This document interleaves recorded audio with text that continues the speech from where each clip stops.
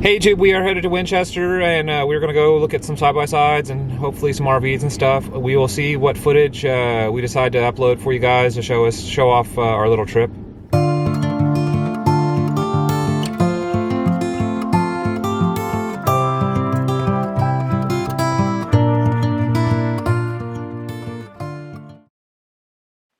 A lot of you guys know from our previous videos that we're hoping in the next 4 or 5 years we're going to be able to transition to being on the road full time, and we'll share the experience of switching from living in a house and being part time to living full time with everybody. Hopefully everything's successful, but part of that is even just figuring out like, well, what do we want? Like, do we want a fifth wheel or do we want a Class C? And do we want to have a toy hauler with like a side by side in it, or do we want to have like a Class A motorhome, like towing a Jeep? Like, well, like exactly what do we want? So we're going around, we're test driving all this stuff, and so this is a Honda Talland. This is one of the side by sides that is very high on the list of side by sides if we end up with a side by side, and this is a fantastic unit for taking it out on the trail and everything like that. Um, However, we did find that like the inside didn't feel quite as roomy as the next one that we're going to jump in, which is the Honda Pioneer 1000. Although this is a much more sporty model, it has much better suspension and all that kind of stuff. Although this particular unit, the Pioneer 1000, was not actually very high on the list overall. Before we came out and sat in them, the Pioneer 500 was actually the one that was near the top of the list because it's a 50-inch model. And so for those Jeep people that don't really know anything about side by sides usually come in like 3 different widths. Like the most of them are 65 inches wide. Some of them are 50, which is the same size as an ATV, and then some of them are even bigger. So the 50-inch ones can go everywhere because like they can go on every single trail that any ATV has ever cut. And then the 65-inch ones are kind of like CJs, are kind of like small, narrow Jeeps. And then the ones that are even bigger are meant for like the desert and for like open areas.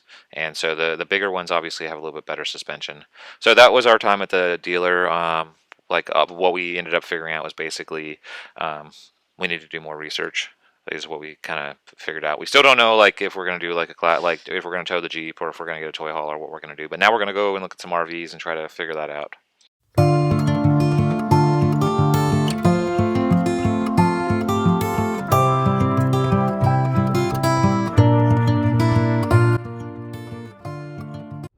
Hey everybody, we're here at Keystone RV in Pennsylvania.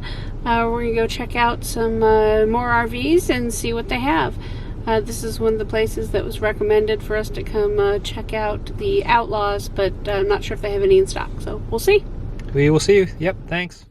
Hey YouTube, this is a Forest River Rogue 32-foot shorty. So this was probably the best fifth wheel that we saw while we were here, and this would be similar to a short momentum G-Class trailer. And the reason why I compare it to like that exact one is that one is probably one of the most comparable ones in my head that is one of my favorites. I really like the Momentums. So anyway, this is a shorty. It's only 32 feet, which is really, really nice. That's so short. It essentially has almost everything that we need. If like we were if I had to buy one right now off the lot and it was a fifth wheel, like this would have been the one that I bought. But we're not in the position where we have to buy one right now. And so it has a spot back here for the Honda Talon that we were in, or the Pioneer 1000. We could still fit like maybe a Cricket golf cart next to it, maybe. It has that extra bathroom. It has storage up here. There's lots of good positives about this. But and I could put an office back there. But the one thing is, like, right in the center, there was no table, and you don't normally get a table and a couch like in a unit this short.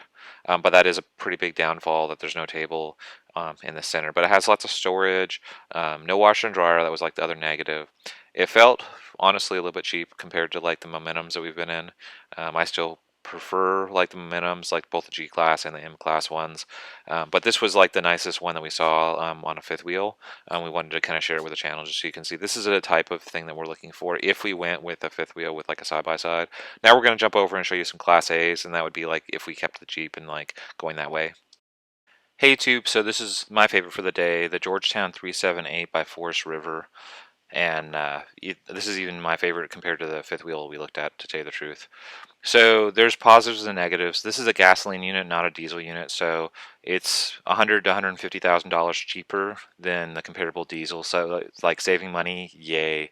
The problem is it only tows 5,000 pounds, and the Jeep is 5,700 pounds, so that's clearly a problem. We'd have to like make it so the Jeep weighed less, or we'd have to buy a smaller Jeep to tow behind it. Then we're going to go on the inside. The overall price on this unit is 150,000, so it is comparable to like a 1 ton and like a fifth wheel. So immediately you see that it has a table on the right, and you can see how wide this is because of the double slide. And then you can see that this is where the office area would be. It would either be sitting at the passenger seat with that like little like desk that folds out, or the table that you just saw there. And so the main issue here is there's no separation between the office area and the main living area, but it does have this like really nice couch that directly faces the TV. The kitchen is nice. It has like an oven, which like that's important to us. It has a full residential like refrigerator, like that's important to us. The shower is actually pretty damn big. I mean, I know that's not like a home shower if you haven't, but if you have looked at RVs or anything, you know that like usually they're tiny. Then here's a bedroom. The bedroom actually has a prep like right there behind that door, even though I didn't open it up for the washer and dryer. And there's all that storage, so that's a huge amount of storage.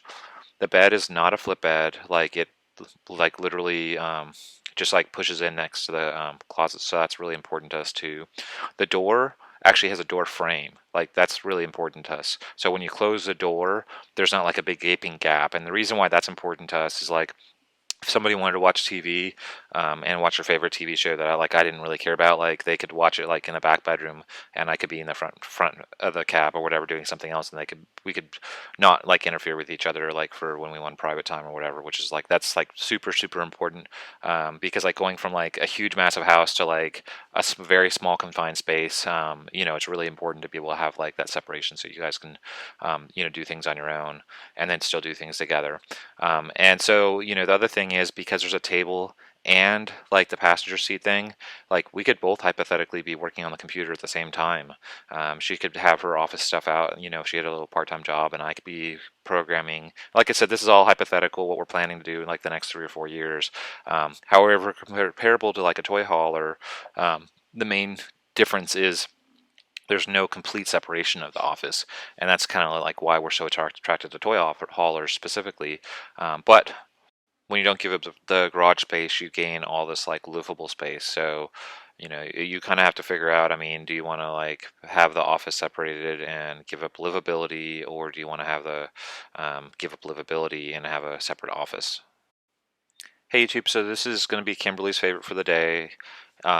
This is a Georgetown 331 R5. The first thing that it beats the other one on is price. This is 105,000 versus 150,000 for the other. This one does have like the lesser outside paint. All the little swoops that you see out there are actually stickers that can peel off. The other one had the full body paint on the outside. They both have the same tow rating, so they both have the same problem with towing the Jeep.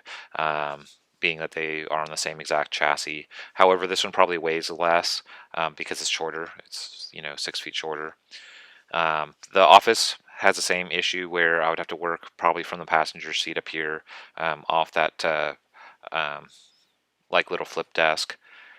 It does not have the double slide, so it's not quite as like roomy on the inside, but it is roomy. It does have this different type of dinette. I don't like those type of dinettes in comparison, and mainly the reason why I don't like those compared to the first unit is you can actually put an office chair on the other one, where on that one you're stuck with that like that booth seating. It does have a bed in the back, obviously, and it does have a hard door that you can close. The door is not on the bedroom, however. The door is actually on the bathroom. Like you'll see that it's framed, so you close the bathroom door, and that would separate off the two areas.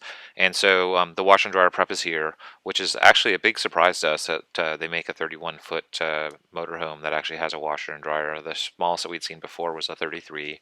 The big benefit of being 31 feet instead of 37 feet is you can get into all the national parks if you're 31 feet. 35 is like the magic number, being less than 35, but you can still get into a lot of them being 37 feet. And the bathroom is reasonable. I think I kind of prefer the other one a little bit better. I think I prefer the other shower arrangement. Has a full-size refrigerator. There's the dinette that I don't care for so much. I prefer the standing one where you can just put an office chair there. So I mean, hypothetically, she could work from there. I could work from here. Assuming that we could actually stand sitting at that the booth desk long enough to sit there and work for like the time. So once again, cheaper, shorter, probably even cheaper than a fifth wheel and a 1-ton. The other one would probably be similar in price, and both of them towing a Jeep. Hey YouTube, so we came out here to Keystone RV Center, and we got to walk through a bunch of RVs. It was kind of cool. Hopefully we'll have some footage that we can show you of some different units that we liked. There was like 2 or 3 maybe that were kind of interesting that we'll include in the footage of ones that we are interested in. Favorite for the day, the 31-foot Greystone. Of Class A that actually had a washer and dryer hookup. I was shocked. That was Have a great day. Thank you.